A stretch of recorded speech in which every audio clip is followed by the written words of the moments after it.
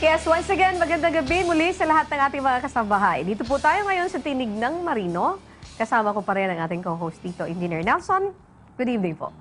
Yeah, magandang gabi sa iyo, Ann, at magandang gabi naman sa lahat ng ating mga tagapanood. Mga kasambahay, ngayong gabi ay pag-uusapan natin itong tungkol dito sa inirereklamo.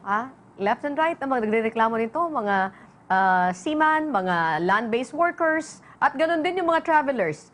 Pupunta sa ibang bansa, mayroon kukolektahin na 550 terminal fee. Yan po ang topic natin. Of course, let's start now. Pakilala natin ngayong gabi ang unang guest natin, si Mr. Arecito June Bertes, ang President ng Global Alliance Consultancy Incorporated. Sir, welcome to the show. Magandang gabi po. Magandang gabi rin po sa inyo. Engineer, susunod natin na maipakilala si Mr. Lito Soriano, ang President ng LDS Recruitment Solutions. Sir, welcome to the show. Magandang gabi po. Magandang gabi sa ating mga viewers ng Tinig ng Marino. Okay. Talagang very straightforward sila. Wala nang paligoy-ligoy pa. Kasi kanina pa sila nanggigigil tungkol dito sa usapin ito, Engineer Nelson. Okay. Matagal na kami gigil dito eh. Ikaw, engineer, hindi ka rin nakakalagpas nito. Pero ako, hindi ako naapektuhan nito kasi hindi ako nagta-travel abroad. Yo. Takot sa eroplano. O sige, eto. Pag-usapan natin kasi hindi makakaligtas dito. As I mentioned earlier, hindi makakaligtas yung sea-based, hindi makakaligtas ang land-based, hindi makakaligtas ang mga travelers. Kung saan ka man dako ng mundo pumunta, ay mayroon tinatawag na terminal fee. Okay. Yes. First and foremost, pwede ba natin munang ipaliwanag sa pamamagitan ng ating mga resource person? Let's ask Mr. Lito Soriano. Okay lang po ba sa inyo? According to age kasi po naman yung pagtatanong dito. Mr. Lito Soriano, isa po kayo sa mga nag-o-oppose nito ng 550 terminal fee. Para sa kabatiran ng ating mga nanonood ngayong gabi, saan ba itong terminal fee? Ano ba itong terminal fee? Well, ang airport terminal fee na may halagang 550 ay kinukolekta po yan ng ating ng airport natin, yung mga international airport natin dito sa Manila at saka sa mga probinsya natin, ano? Para kabayaran sa serbisyo at kagandahan ng gamit doon sa loob ng airport. Ito ay kinukolekta sa lahat ng travelers, no? Businessman ka, tourist ka, o estudyante ka, or OFW. You're obligated to pay this. Kaya lang, may batas noong 1995, ang tawag nila ay Migrant Workers Act of 1995, exempting, yung mga OFW ka, Nelson. Hindi sila nire-require na magbayad ng terminal fee at travel tax. Kasama na rin dito yung mga man-atleta natin. At saka yung mga pilgrims na pumupunta sa Mecca ay exempted sila para pagbayarin ng terminal fee. Kaya lang sa OFW bilang pagkilala sa mga kontribusyon nila sa ating ekonomiya na napalaki, no? Umaabot sa ngayon ay $2.5 billion a month. Ganun. Kasi ang alam ko is something like $23 billion yung dumadaan sa bangko, yung formal channels, and then $25 billion ang dumadaan sa informal channels. So, roughly $48 billion So, that's a big amount. ang pinapadala ng remittance dito ng mga OFW. Kaya nabubuhay pa ang ekonomiya ng Pilipinas. Without that, gagapang ang ekonomiya ng bansa. Okay. Ito naman para kay Mr. June Bertes. May binabanggit si Sir Lito na mayroon tayong batas noong 1995 na exempted na dapat yung ating mga OFWs from paying this travel tax, including the terminal fee. Why is it that this continuously, they are continuously charging this? Bakit ngayon? Bakit ngayon lang? Ngayon lang, iniba, na iba. Okay, no? Mr. June? Actually, yung batas po na yun nga po yung Migrant Workers Act law, which is RA 8042, tapos na-amend siya ng 122. Na wala pong binago dun sa karapatan po ng ating mga manggagawa na lahat po ng OFW na lumalabas at nagbabalik manggagawa ay libre sa mga airport taxes, tsaka po yung sa tinatawag nating travel taxes. Pero ang naging dahilan po kasi na dapat ipatupad daw tong integration na to sa lahat ng ticket, tong 550 na to, para maibsan yung tinatawag nilang congestion sa airport natin. Pero pwede naman hong gumawa ng ibang paraan na hindi dapat lapastanganin o galawin kung ano yung karapatan ng mga manggagawang Pilipino, lalo na po yung mga nagtatrabaho po sa ibang bansa. But thank you very much for that. Sususugan ko yung ano niya yung sagot niya doon.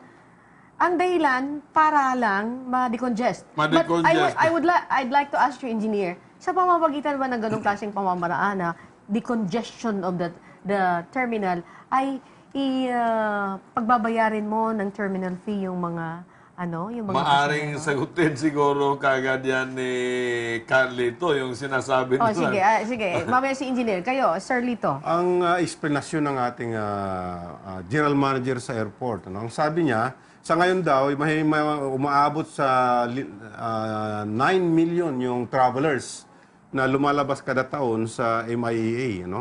Kasama na doon yung 1.9 million na Filipinos. So, 9 overseas Filipino Okay. workers. So, 9 million times 950? Ay, 550 po. Okay. 550. Magkano yun? Mahina tayo.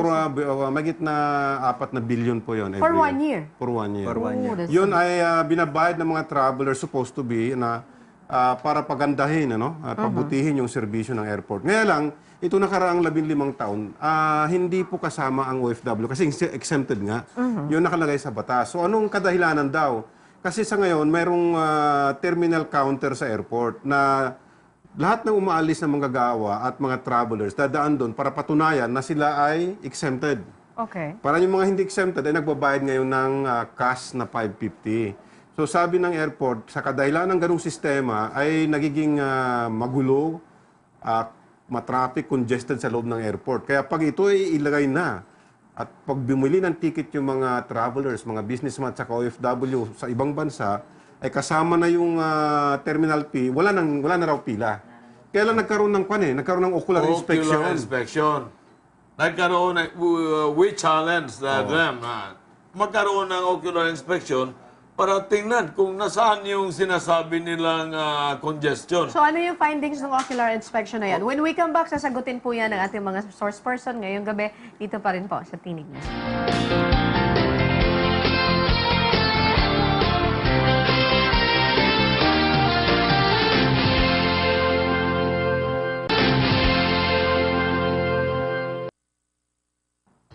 Okay, muli po nagbabalik ang Tinig ng Marino. Kasama pa rin natin ang ating mga panauhin, si Mr.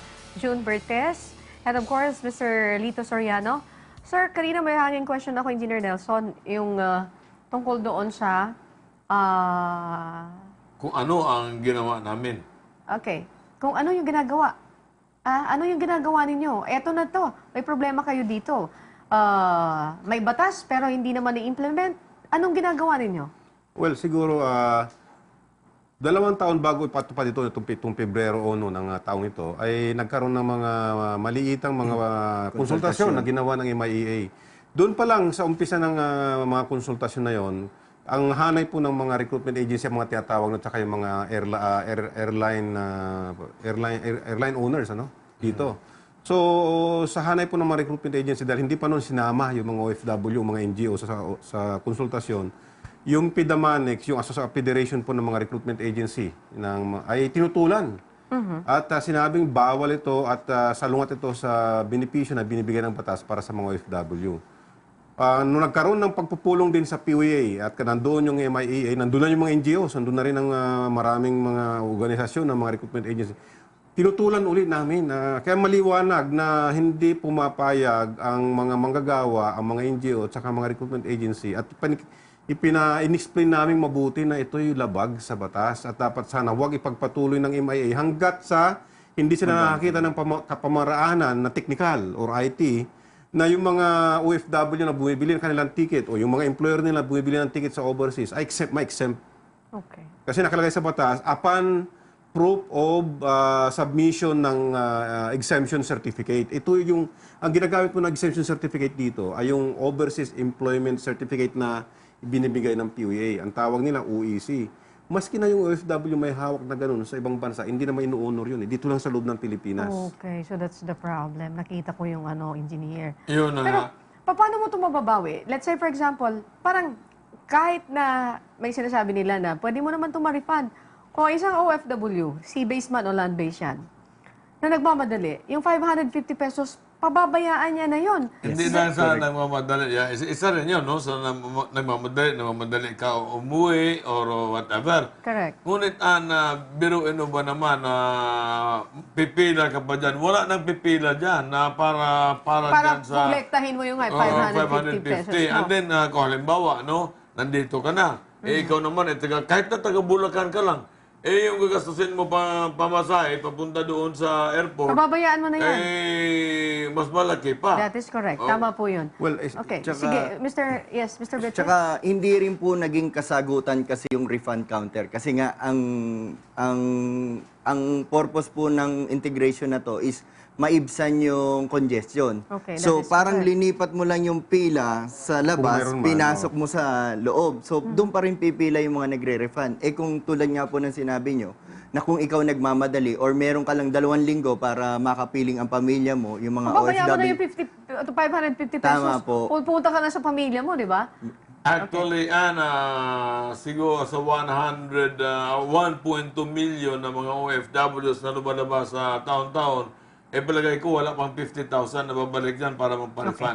Is that the Yun reason? ang mangyayari. Okay, is that the reason kung bakit nagrupo-grupo kayo? Yes. Mayroon kayong grupo na binuo pagkatapos napilitan na magkaroon ng Senate inquiry, Senate inquiry and And Congress Okay, inquiry. so what happened to that inquiry? Ano ginawa natin? Ayan. Well, unang-una, nagkaroon po ng loose coalition, mga samahan ng mga tumututol sa implementasyon ng pangolekta ng terminal fee sa mga OFW. Ito ay binubuo ng mga NGO advocates na sila ang hangarin nila ay maprotektahan yung mga manggagawang Pilipino. Kasama na rin yung hanay ng mga samahan ng mga marino na pinapangunahan ni Ka Nelson. Yung hanay din ng mga recruitment agencies ay kasama na po sa coalition na yan. So napilitan ngayon yung Congress na magtanda. Ganitong ginawa namin na nagsampa kami ng kaso. Nagsampa kami ng Sa kaso. Pasay Regional Trial Sa Court po. Pasay Regional Trial Court. And At nanalo kami. Hindi enforceable. Sinabi ng korte. Nagdesisyon po ang korte na yung MC-08 ng Manila International Airport is unenforceable po. Unenforceable. Hindi na pwedeng gawin. Yun ang sinabi ng korte. Kasi unang-una, bukod sa memorandum circular ito, hindi pa nga nila pinablish sa dyaryo. Follow-up question. Since mayroon nang nanalo na kayo sa court, marami kayong ginawang paraan para at least mapigil yan, kasama na yung pagsasampa sa court, we know from you kung ito ba'y tumigil na yung ating general manager sa pangungulekta ng terminal fee. Sa katunayan, hindi. Inumpisa niya noong February 1 ngayon na lahat na ngayon ng mga ticket ng mga OFW ay mayroon ng kasamang terminal fee.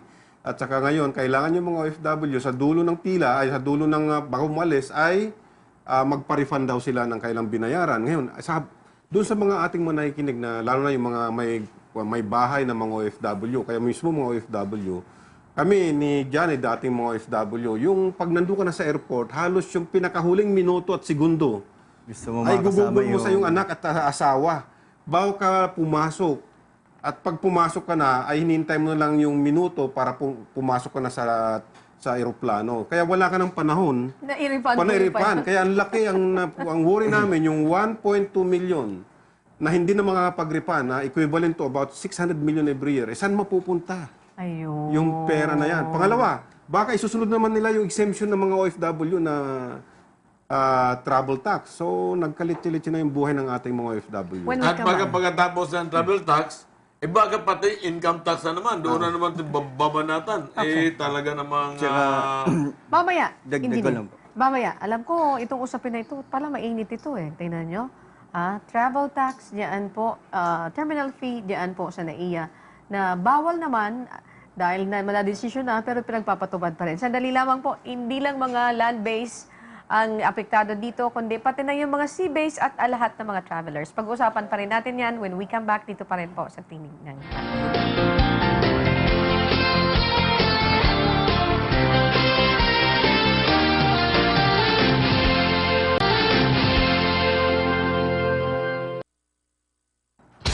Okay, usapin pa rin po sa 550 terminal fee na hinihingi diyan po sa Manila International Airport, sa Ninoy Aquino International Airport, na sinasabi namin, hindi lang sa mga land-based, ang mga overseas workers natin, kundi mga sea-based at mga travelers ang apektado. Engineer, liliwanagin natin muli ito dito sa ating resource person. Paano nga pala na-incorporate yung terminal fee doon sa binibiling ticket, Mr. Soriano? Well, ayon dun sa Memorandum Circular number 8 ng MIAA, sinasabi nila doon na lahat ng ticket na binili overseas or abroad at saka yung binili sa online ay dapat kasama na yung terminal fee doon sa presyo ng ticket. Now, ilan sa mga OFW na ang ticket nila ay binibili overseas at saka abroad. Number one, yung mga nagbabalik manggagawa o nag-rehire ng contract kasi ito binibili sa abroad pag uwi sila sa Pilipinas. Ito yung mga nagbabalik at saka yung mga nag-recontract. Pangalawa, yung mga bagong paalis, ang tawag nila doon ay new hire na land-based. Sa datos ng POA, 464,000 yan. Sa palagay namin, mahigit kalahati niyan ang ticket nung bibilhin sa abroad ng employer kasi obligasyon ng employer na libre yung ticket dito bago siya umalis. So yan, mayroon ng terminal fee yan. Tapos, yun din sa mga hanay din ng mga marino, yung mga ticket ng marino na umabot sa 300,000 yan, meron din ibang binibili doon sa papadala dito, labas. e-tickets na. Yes. So napakalaki, no? Sa kwenta natin, aabot sa 1,400,000 yung ang ticket nila ay bibilin sa labas. Yeah. So yun ang dapat na ma-refund dito. So marirefund kaya ng mga OFW dahil wala, sabi natin kanina, wala nang oras para mag-google para i-refund yan. Yeah, walang babalik dyan. Alam mo, at engineer, walang pipila dyan para sa 550 na yan. Alam mo- Ngunit kasi, dahil 550 nga lang. nga po. Pero kapag ka naipon mo yung 1,400,000 ka ticket na tag 550 ay almost 1 billion naman. Ito yung ang sasabi halaga din niyan. kanina ni Mr. June. Na yung taga Iloilo hindi na pupunta sa Maynila para lang mamasahin ng kukunin niya yung O yun na 550. nga, wala silang mechanism dyan. Kasi hindi na naman itong Manila na Ninoy Aquino International Airport. Meron tayong Cebu International Airport, may Cagayan. Davao, may Cagayan de Oro, may Zamboanga, may Clark tayo, Okay. no? Yes, Mr. June, would you like to Kasi add? po, tinanong po ng mga kasama rin namin yun during the Senate hearing po. Okay. Na sinasabi nga po ni General Manager Honrado na meron na silang sistema para sa refund. So actually nga, nung una, sinabi nga niya 2 minutes lang eh. Pero after the ocular inspection, it took something like 15 minutes, 20 minutes. So wala talagang kasagutan doon sa congestion.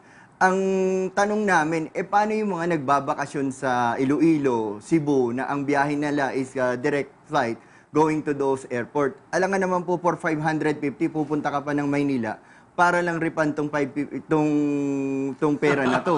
So, Kalokohan. malaki po ang population din ng mga kababayan natin na OFW na pumupunta doon sa mga other airports natin na wala nang chance na makirefund. Ang katanungan ho doon, saan po ba mapupunta yung mga unrefunded na 550 na yan? Well, that's a very valid question. Hindi rin nila nasagot yan. So ano siya Wala hindi rin masagot yan ni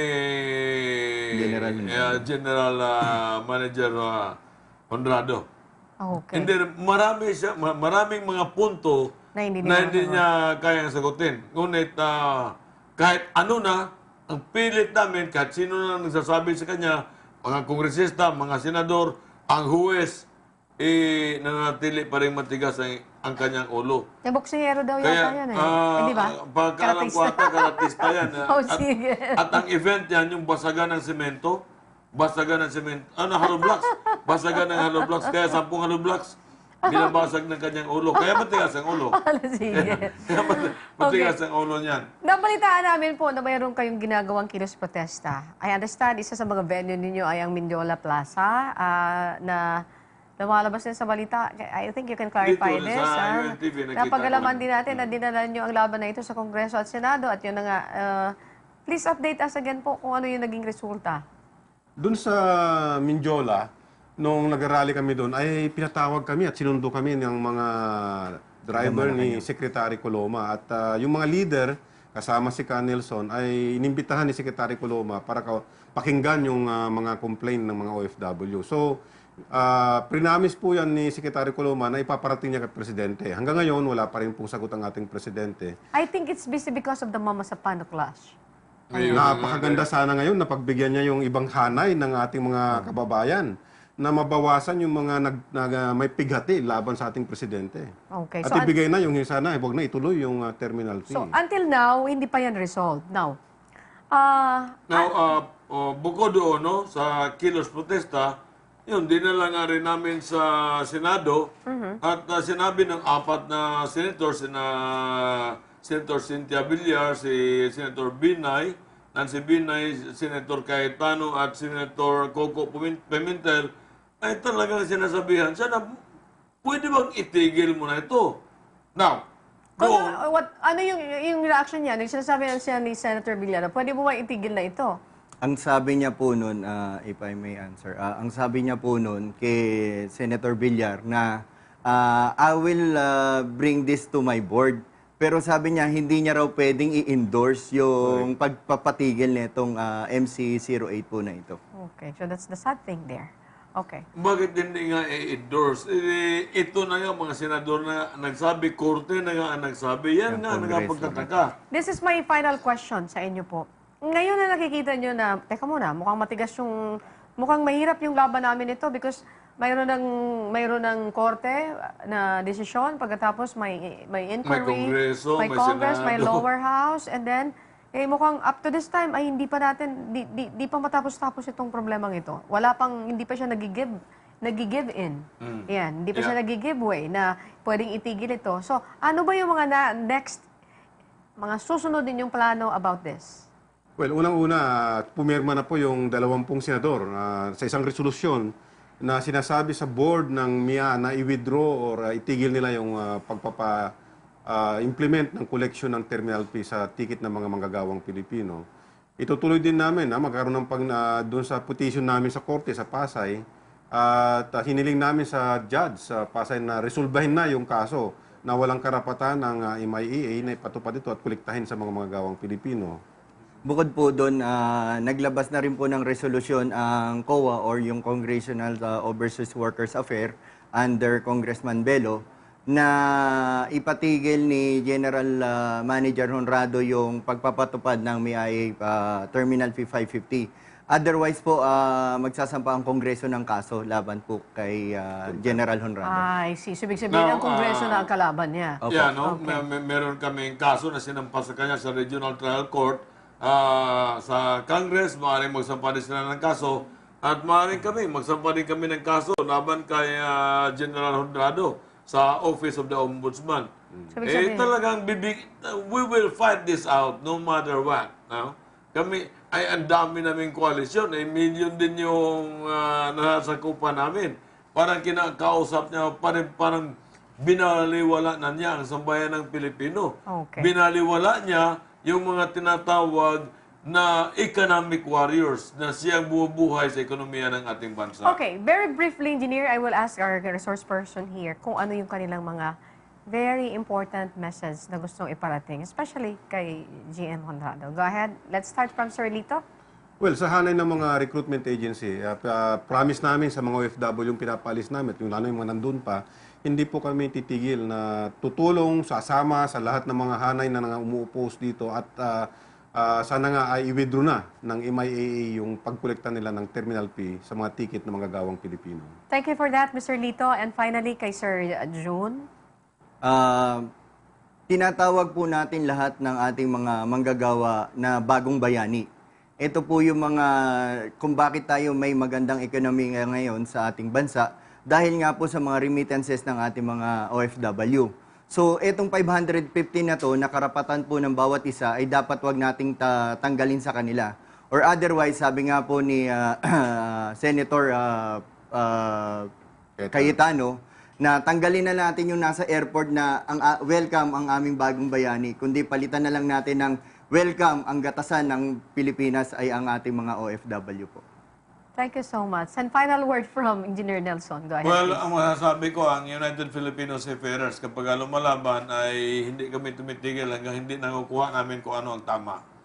Kaya Thank you. tuloy ang laban. Thank you so much. Thank you, Mr. Aniceto June Bertes, ang President ng Global Alliance Consultants Incorporated, and also Mr. Lito Soriano, President ng LBS Recruitment Solution, at sa ating co-host, Engineer Nelson Ramirez ng United Filipino Seafarers. Huwag po kayong aalis because when we come back, pag-usapan naman natin ang buhay, mandaragat at ang success story.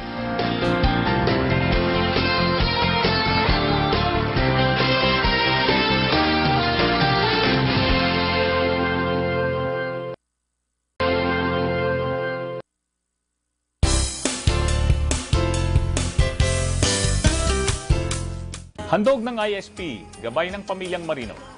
Tunghayan natin ang kwento ng isang taong lumaban para sa karapatan ng mga manlalayag.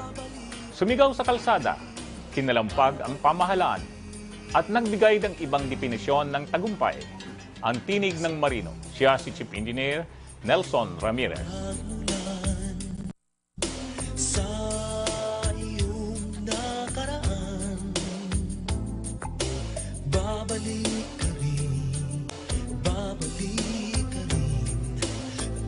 Nag-aral ako sa Lyceum of the Philippines. Kumuha ako noon ng foreign service. Ang problema ay nagkaroon ng martial law noon. Nung nagkaroon ng martial law, nagkaroon din ng problema yung aming negosyo. So, noong panahon na yun, naisip ko na lang na yung kapatid ko nagbarko na rin ako.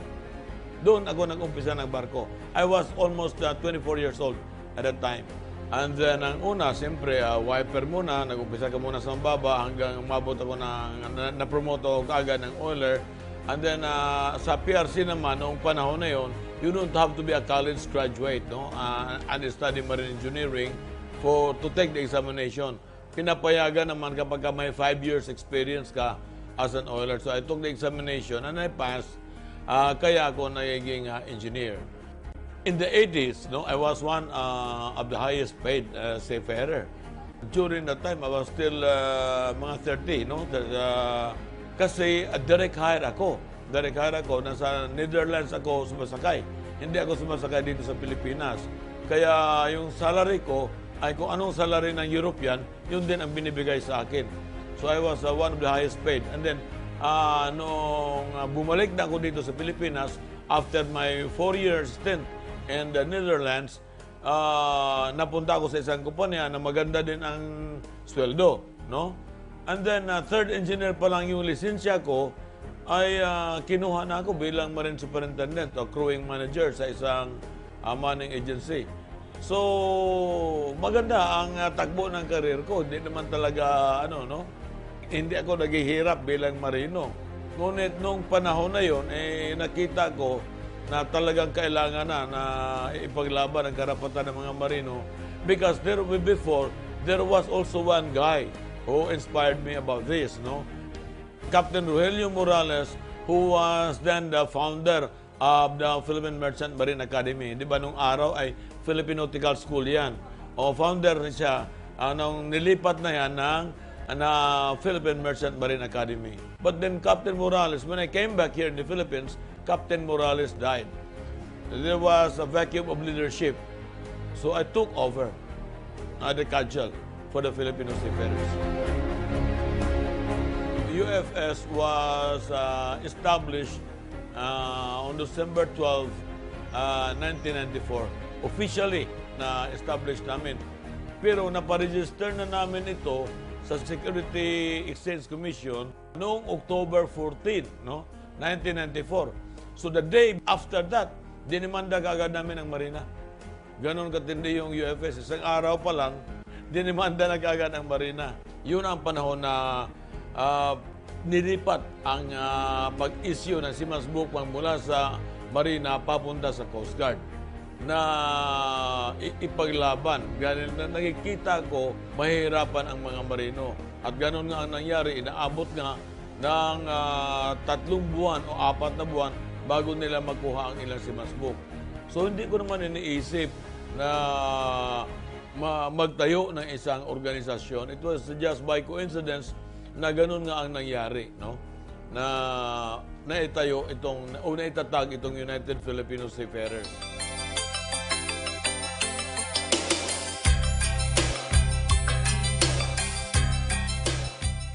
pagka-establish ng United Filipino Seafarers ay parang masabi nating malungkot na istorya.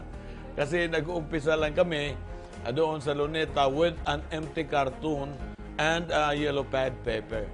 Doon lang, yun ang umpisa ng UFS. And then hanggang sa nagkaroon kami ng isang kariton, no? Isang kariton. At doon sa kariton, nandoon yung megaphone dahil nagsasalita ako doon sa Luneta araw-araw tungkol sa advokasya ng United Filipino Seafarers. At doon ko na rin umpisang nakita na napakaraming problema ang ating mga marino. Noong panahon na nahihirapan yung pagkuha ng yung mga marino ng Seamen's Book, doon ko rin nakita na may problema ding malaki sa Professional Regulation Commission. Ang passing percentage noon ng mga marino was only 10 to 12% from 1992 up to 1994. So, biruin mo, ilan yung kumukuha ng examination at ilan yung bumabagsak. Hindi naman ganun ka biglaan na naging tanga na kaagad yung mga marino. So, nakita ko na there was something wrong in the system doon sa examination. Sobrang mahirap yung examination na mismong yung gumawa ng examination, hindi rin niya kayang sagutan yung kanyang test questions, no?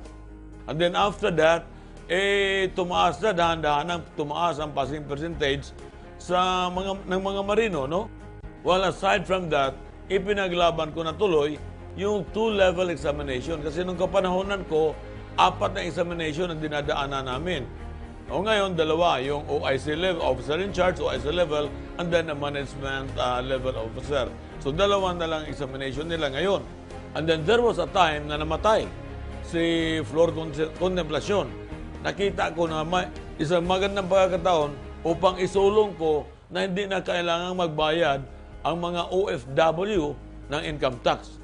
At sa awa ng Diyos, nagkaroon ng Migrant Workers Act of 1995 at yun na nga, exempted na ang mga OFW na magbayad ng income tax, exempted din sa travel tax kung lalabas ng bansa at exempted din sa NAIA terminal fee. At isa na naman na pinaglalaban ko ay yung abolition of the mandatory Panamanian examination. Kasi noong araw, kapag sasakay ka sa Panamanian flag, no? Kailangan kukuha ka ng examination. And then sa examination na yon, I think sa 100% sa 100, ang mapasa meron lang mga 5. So napa-abolish ko rin yun, no? But it was a 12-year fight. Kasi ang tagumpay, hindi mo naman masusukat yan sa pera eh.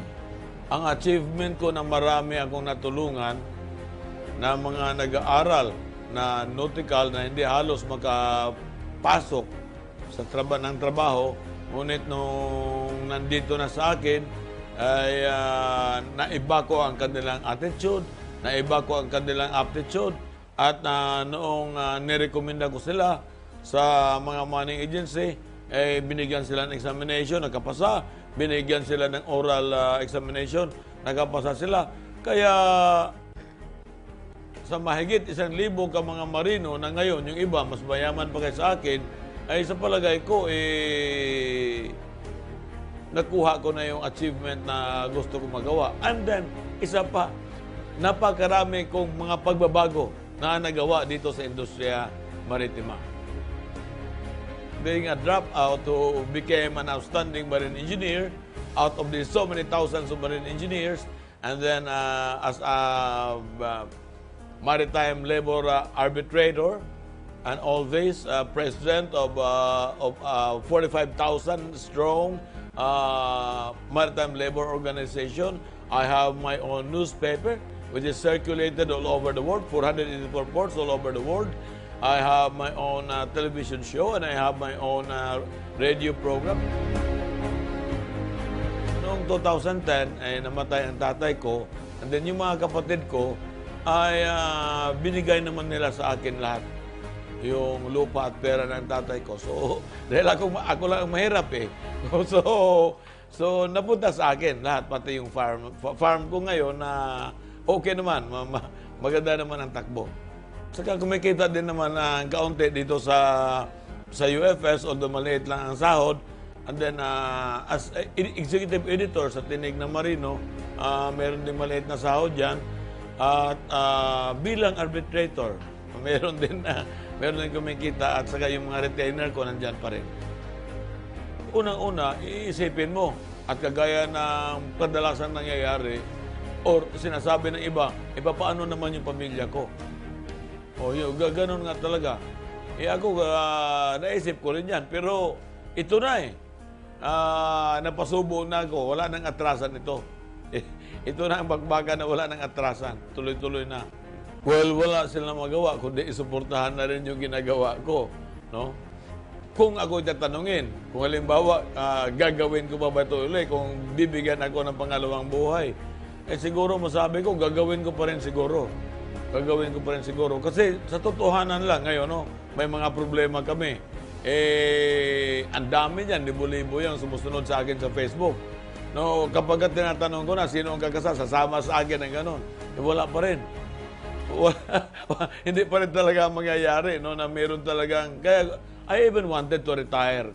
Kasi after 20 years, no, of advocacy, I think I have done more than enough, no, for a single person to do such thing na napakarami na rin na achievements, no, nagawa.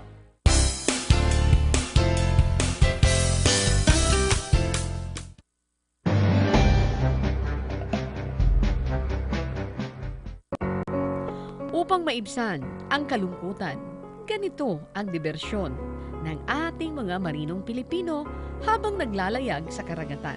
Alas 7 na pala, kagigising ko pa lang. Mamaya mapapalaban na naman kami sa mga kalawang. Kailangan nang bumangon, teka pa tapos kape. Napadami yan. Kitang-kita ang husay ng mga Pilipino sa pagtiktik ng kalawang hanggang sa pag-imbento ng mga awiting magbibigay sa kanilang kasiyahan. Tiktikin na ang kalawang sander sa kapila. Ang kalawang sa kuberta hindi mawala-wala. Tiktikin na ang kalawang sander sa kapila. Ang kalawang sa kuberta hindi mawala-wala. Malayo man sa mga mahal sa buhay, konting rap lang, konting kantahan, ayos na naman.